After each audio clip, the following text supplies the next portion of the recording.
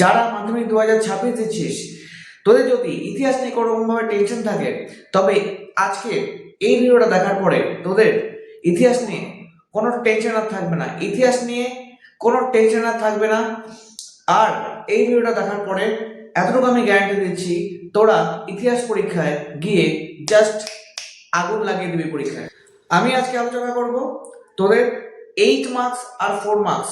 8 marks আর 4 marks এই দুটো খুব ভাইটাল, খুব ইম্পর্টেন্ট তোদের ইতিহাসের জন্য। 8 মার্কসের কোশ্চেন কি কি পড়তে হবে আর 4 মার্কসের কোশ্চেন কি কি পড়তে হবে। আমি হিউজ কোশ্চেন নিয়ে বসবো না। 8 মার্কস আমি প্রতিটা চ্যাপ্টার ওয়াইজ এত এত করে কোশ্চেন দিয়ে দিলাম, সেরকম কিছু না। আমি জাস্ট 4টা 5টা কোশ্চেন দিচ্ছি, সেই 4টা 5টা কোশ্চেন পর, সেই 4টা 5টা পুরো বই থেকে 4টা 5টা কোশ্চেন অবশ্যই পড়তে পারবি।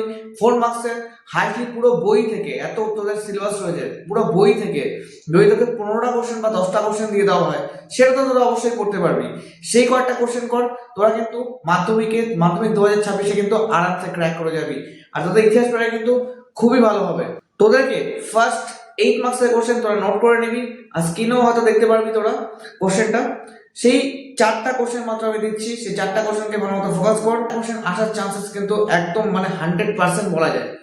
এবার তোদের 8 মার্কসের জন্য কি কি পড়তে হবে, প্রথম যে কোশ্চেনটা সেটা হচ্ছে সশস্ত্রী বিপ্লবী আন্দোলনে নারীদের ভূমিকা। সশস্ত্রী বিপ্লবী আন্দোলনে নারীদের ভূমিকা কি।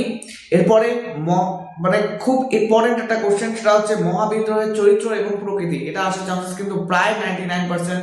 খুব ভালো মতো পড়তে হবে কিন্তু। এছাড়া কি, এছাড়া পরের যে কোশ্চেন সেটা হচ্ছে বিংশ শতকে উপনিবেশ বিরোধী আন্দোলনে বামপন্থীদের ভূমিকা কি। এই কোশ্চেনটা তোদেরকে পড়তে হবে।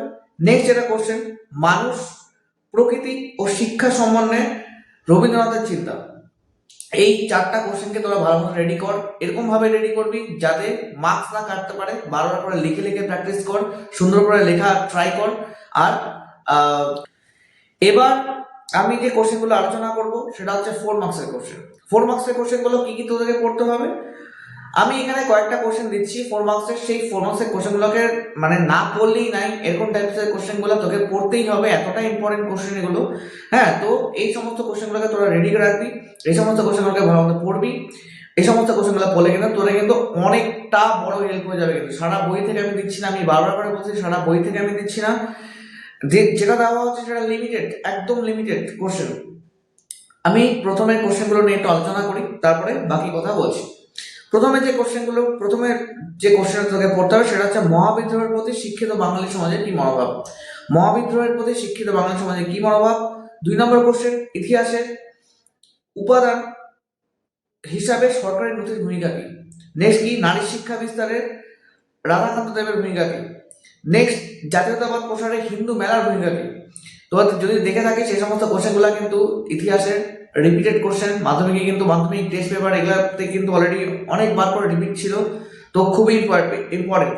উডের ডিসপ্যাচ বা উডের নির্দেশমালা সম্পর্কে পড়তে হবে। এছাড়া হচ্ছে উদ্বাস্তু সমস্যা সমাধানে ভারত সরকার কি কি উদ্যোগ নিয়েছিল, এই কোশ্চেনটা তোদেরকে পড়তে হবে।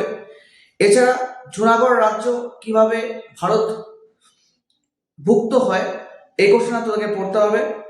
হায়দ্রাবাদ রাজ্যটি কিভাবে ভারত ভ্রম হয়, এই কোশ্চেনটা তোদেরকে পড়তে হবে। বারদৌলি সত্যাগ্রহ প্রতি জাতীয় কংগ্রেসের মনোভাব কেমন ছিল। পরে কোশ্চেন, গান্ধীজি আম্বেদকর দলিত আন্দোলনের বিতর্ক সম্পর্কে পড়তে হবে। ছাপাখানা বাংলা শিক্ষা বিস্তারের কি ভূমিকা পালন করেছিল, সেটা তোকে পড়তে হবে। এরপরে পড়ে রাখবি কিছু টিকা। টিকা সম্পর্কে কি কি পড়বি সেটা হচ্ছে তোর রশিদ আলী দিবস, তোরা স্ক্রিনে দেখতে পাচ্ছিস সব, ওগুলাকে তোরা স্ক্রিনশট করে ওগুলাকে রেডি কর। মিরাট ষড়যন্ত্র মামলা, এছাড়া একা আন্দোলন, এই টিকাগুলো তোদেরকে পড়তে হবে। এছাড়া আরো কয়েকটা কোশ্চেন আমি এক্সট্রা বলে দিচ্ছি, সেগুলোকে রেডি রাখবি। হুতুম প্যাচার নকশা গ্রন্থে বাংলা সমাজ চিত্র সম্পর্কে আলোচনা করো। এদেশের চিকিৎসাবিদ্যা কলকাতা মেডিকেল কলেজের ভূমিকা কি। জাতীয়তাবাদী চেতনা বিকাশে আনন্দ মঠের ভূমিকা কি। স্বাধীনতার পর ভারতের ভাষা ভিত্তিতে ভারত পুনর্গঠন কিভাবে হয়। এছাড়া ওয়াহাবি আন্দোলনের বাংলা নবজাগরণের ভূমিকা আলোচনা করো।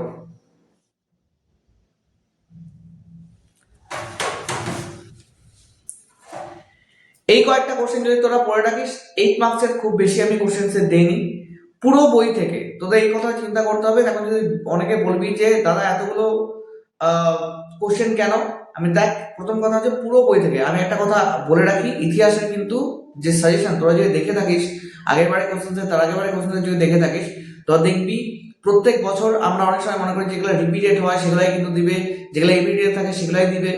এরকম কিন্তু মনে রাখবি, এরকম কিন্তু অনেক সময় কিন্তু নাও হতে পারে। তার জন্য কি হয়, সাজেশনটা খুব সিকিউর ভাবে পড়া উচিত।